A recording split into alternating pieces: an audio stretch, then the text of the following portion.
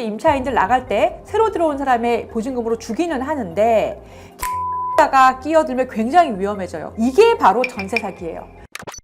여러분 안녕하세요. 법대로 하시죠. 형사조수진의 조수진 변호사입니다. 오늘은요 정말 상담이 많은 주제입니다. 집주인이 돌려막기를 했는데 이게 다 전세 사기가 됩니까? 라는 주제예요. 2026년에 나온 따끈따끈한 판례가 있어서 그 판례를 가지고 돌려막기가 어떤 경우에 전세 사기가 되는지 설명을 드려보도록 하겠습니다.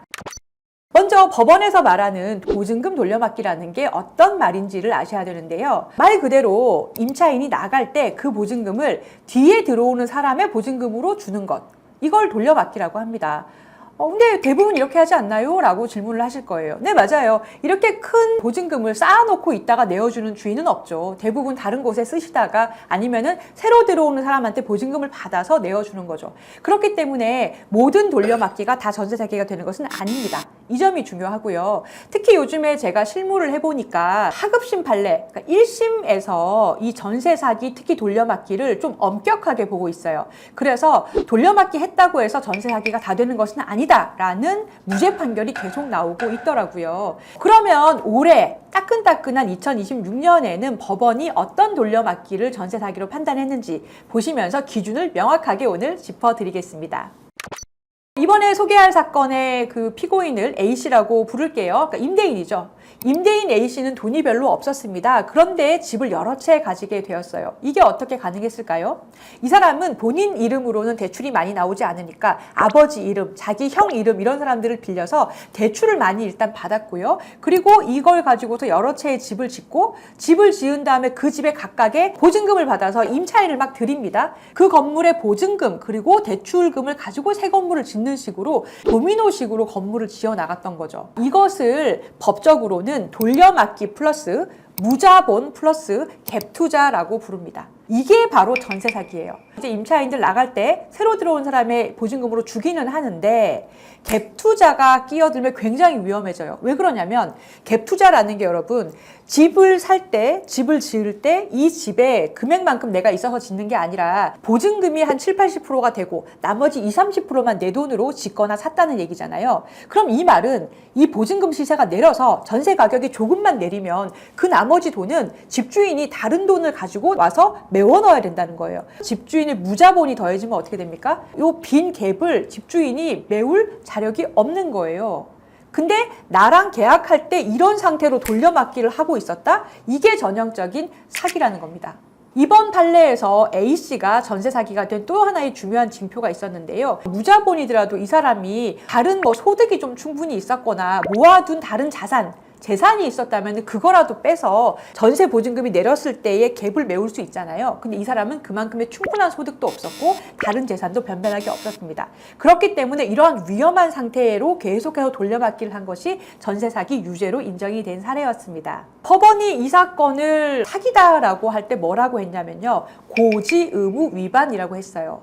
뭐가 죄가 되는 거냐? 무엇을 속인 것이냐? 뭐가 사기냐면은 이러한 위험한 상태인데도 당신이 나하고 1억으로, 2억으로 보증금을 주고 임대차 계약을 할 것입니까? 이 점에 대해서 충분히 본인의 이러한 경제력을 설명을 했어야 되는데 그러지 않고 되게 부풀려서 집이 여러 채가 있어요.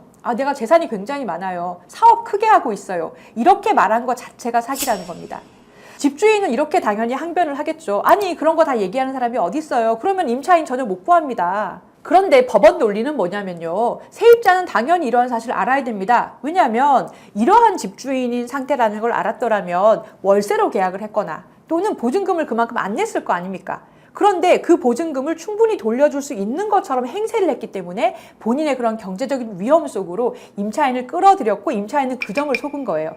그렇기 때문에 당신은 고지 의무 위반으로 사기죄를 범한 거예요. 이게 이 판례의 요지였습니다. A씨가 또 항변한 게 뭐냐면 아니 처음부터 내가 돈 떼먹어야지 라고 생각한 게 아니에요. 보증금이 내려간 걸 내가 어쩌란 말입니까? 내가 처음에 돈이 없었던 건 맞아요. 하지만 집 시세가 내리지 않았더라면 충분히 뒷사람 보증금으로 돌려막을 수 있었어요. 내가 무슨 죄입니까? 이렇게 얘기를 했거든요. 근데 법원은 그렇게 보지 않았고 법원의 입장은 보증금은 언제든지 내릴 수도 있고 오를 수도 있잖아요. 있는 것을 알면서도 계약을 밀어붙인 점, 이것이 미필적 고의에 의한 사기다 이렇게 판단을 했습니다. 이 사건 피해자는 3명이었어요. 한 분은 보증금 6천만 원, 또 한 명은 1억 1천만 원, 또 한 명은 8천만 원. 합계가 모두 못 돌려준 보증금이 2억 5천만 원이었는데요. 법원은 A씨에게 실형 2년 6개월을 선고하고 법정 구속했습니다.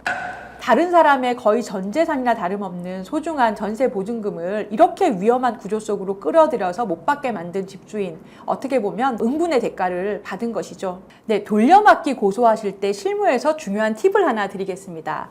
고소장을 이미 제출하신 분들 중에서 결국에는 변호사를 찾아오시는 분들이 꽤 있으시거든요. 그래서 제가 그 사건을 맡아서 변호사로서 고소장을 보면 돌려막기를 당했습니다. 전세 사기인 것 같습니다. 너무 억울합니다. 이렇게만 되어 있으세요. 그래서 이 경우에 저는 대투자와 무자본이라는 것을 입증할 수 있는 여러 자료를 추가로 제출합니다. 변호사 의견서로 짚어주고 아까 말씀드린 최신 판례 같은 것을 넣고 그 구조에 맞춰서 우리 사건도 동일한 구조가 있다라는 것을 의견서를 내서 수사관을 설득을 시키는데요. 예를 들면 이런 거예요. 집주인의 다른 재산들, 우리 건물에 등기부등본을 뗐을 때 나오는 공동담보 같은 것에 같이 잡혀있는 다른 건물에 등기부등본을 떼본다든가 아니면 집주인의 집주소에 있는 등기부등본을 떼본다든가 하면 거기에 다른 건물들이 있는데 그 건물에 대출이 나와 있는 근저당권의 금액을 합쳤을 때 계속해서 돌려막기로 무자본으로 하고 있었구나라는 흐름을 알 수 있는 경우들이 많이 있거든요. 그래서 그런 자료들을 취합해서 분석을 한 다음에 무자본과 갭투자라는 것을 증명하는 의견서를 새로